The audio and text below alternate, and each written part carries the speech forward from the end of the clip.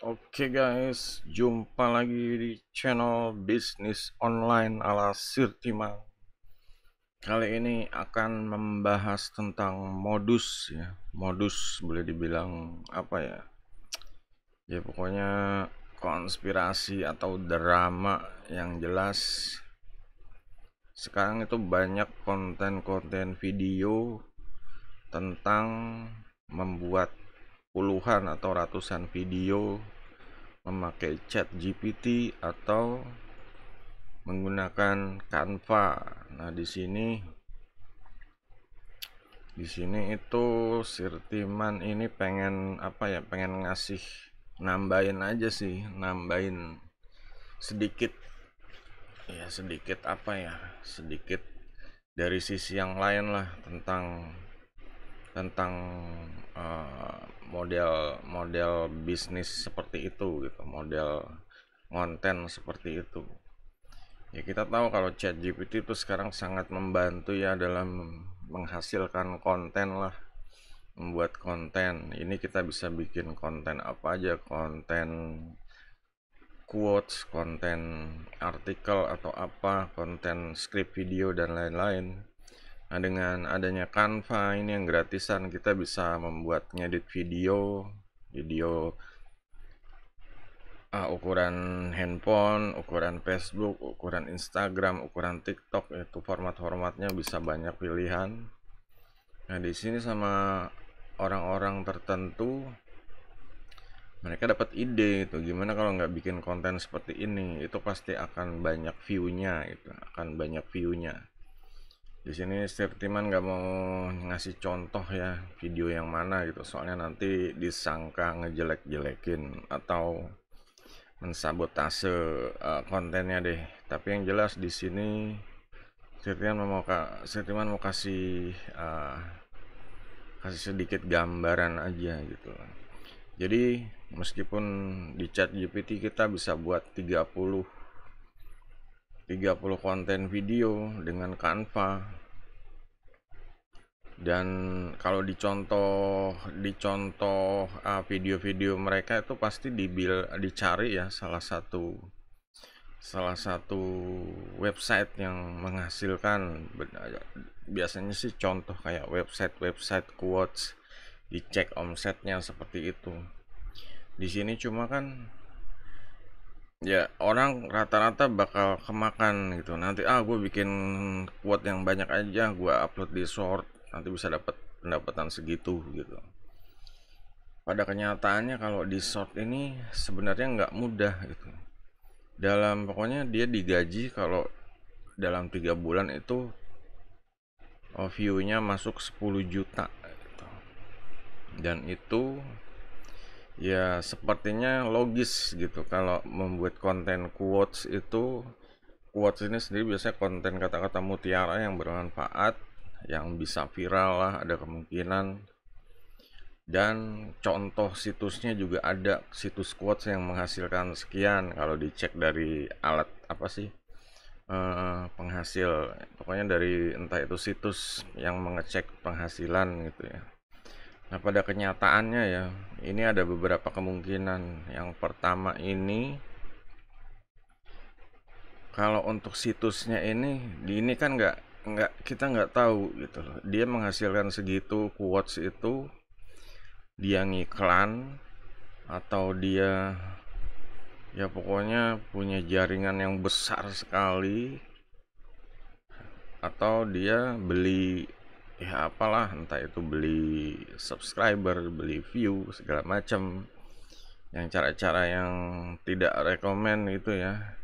Ya intinya emang dia dapat duit mungkin ribuan dolar gitu, cuma modalnya mungkin keluarnya bisa 10 kali lipat seperti itu.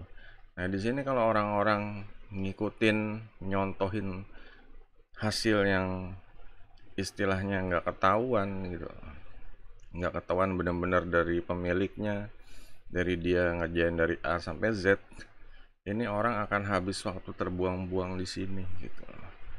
Untuk yang vlogger-vlogger yang membuat konten, ya dia dapat view dari yang nonton gitu ya, yang datang gitu. Dia dapat ya dapat cuan dari situ. Sedangkan untuk yang menonton udah waktunya sia-sia, dia habis waktu buat di situs-situs ini, apalagi buat video ya, itu makan waktu gitu. Dia harus download lagi, render, dia harus upload lagi ke YouTube. Dan kenyataannya kalau kita bikin video-video kayak gitu, ya Sirtiman sih udah pernah bikin gitu, dan hasilnya seperti dilihat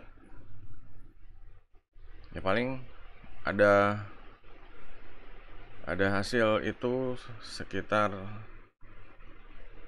100 atau yang Sirtiman quote ya. Mana sih?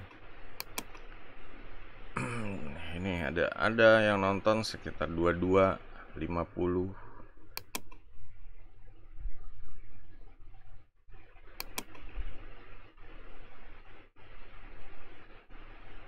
Malah ada yang 100 ya, seperti itu. 3 ini kenyataan yang sebenarnya itu. Dia ngupload konten-konten quotes ini kenyataan yang sebenarnya gitu. Kalau berharap dapat YouTube Short 10 juta view dalam waktu 3 bulan, itu sebenarnya ya bisa kejadiannya gitu. Cuma pada kenyataannya mungkin cuma beberapa orang doang, itu pun kalau dia punya jaringan, dia punya aset, dia punya jaringan, punya aset-aset yang mendatangkan traffic gitu. Kalau orang yang cuma ngandalin upload konten terus mengharapkan algoritma entah videonya direkomendasiin atau enggak, ya inilah kenyataan sebenarnya gitu. Ini udah istilahnya bikin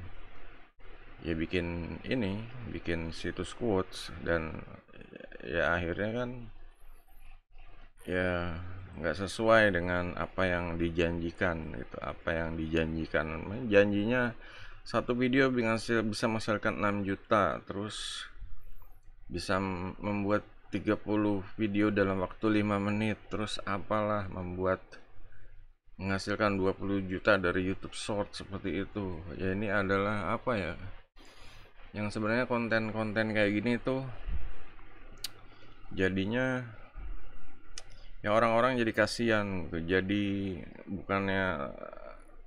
bukannya nolongin, benerin, tapi malah jerumusin seperti itu sebenarnya. Jadi orang tuh cuma dimanfaatkan aja karena ada satu yang situs yang bisa membuat konten, terus ada situs video yang mudah membuat videonya, terus dicari contoh-contoh, ada nggak situs yang untuk video model-model video pendek gitu yang udah earningnya besar seperti itu.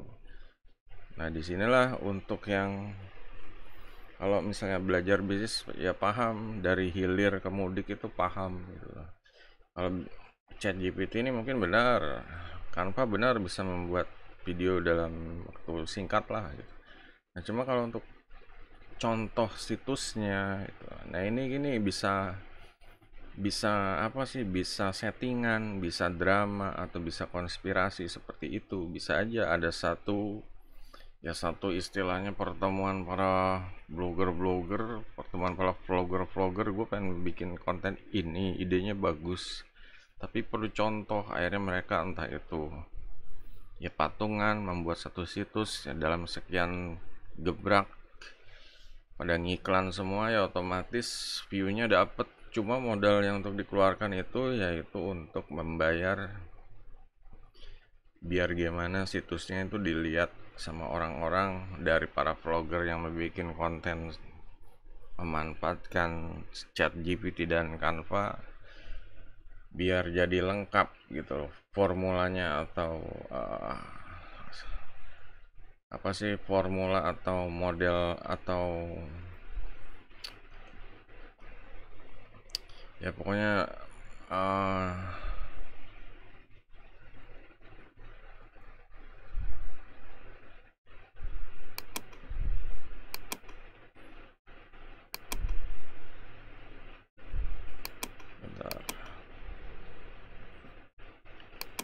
di sini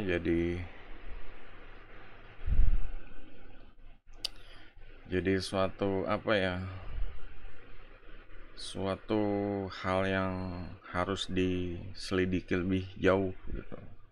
Ya kadang-kadang kalau cuma channel ya, sebelumnya juga Statement udah buat sih video tentang channel yang cuma mengupload tentang metode-metode doang, metode yang ya karena dia cuma jadi istilahnya, cuma jadi apanya ya, dalangnya gitu. Dia cuma ya cerita doang, ya cuma dia benar-benar nggak nggak melakukan untuk diri dia sendiri ya, jadi seperti itulah gitu.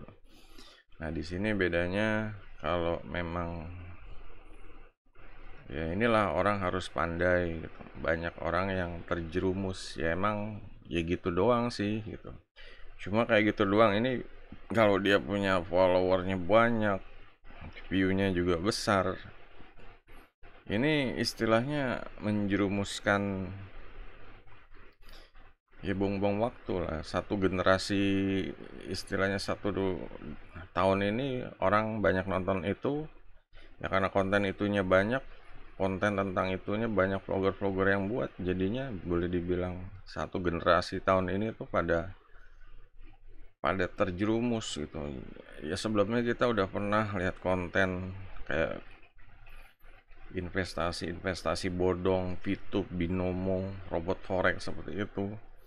Nah sekarang muncul yang lebih halus lagi, ya situs-situs atau vlogger-vlogger yang menjerumuskan gitu. Nanti Sertiman akan ya coba bedah deh tentang konten-konten yang seperti itu gitu. Ya terutama harus paham ya dari asal sampai ya kemungkinan ini bisa jadi scam atau enggak gitu.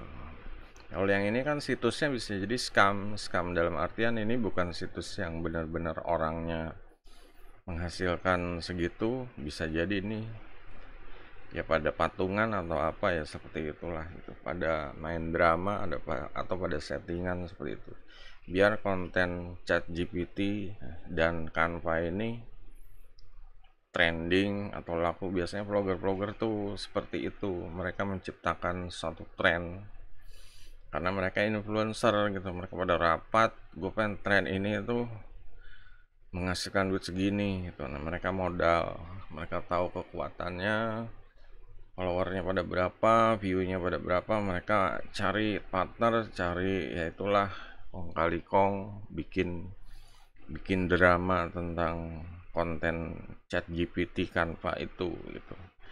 Ya ditambah bumbunya itu ya situs yang seperti video pendek, entah itu quotes atau apa, dan yang bisa dicek earningnya. Bisa dicek earningnya bukan berarti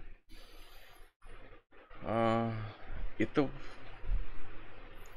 dapatnya dari apa ya, dari ngupload ya dalam waktu apa ya, susah kalau kayak gitu.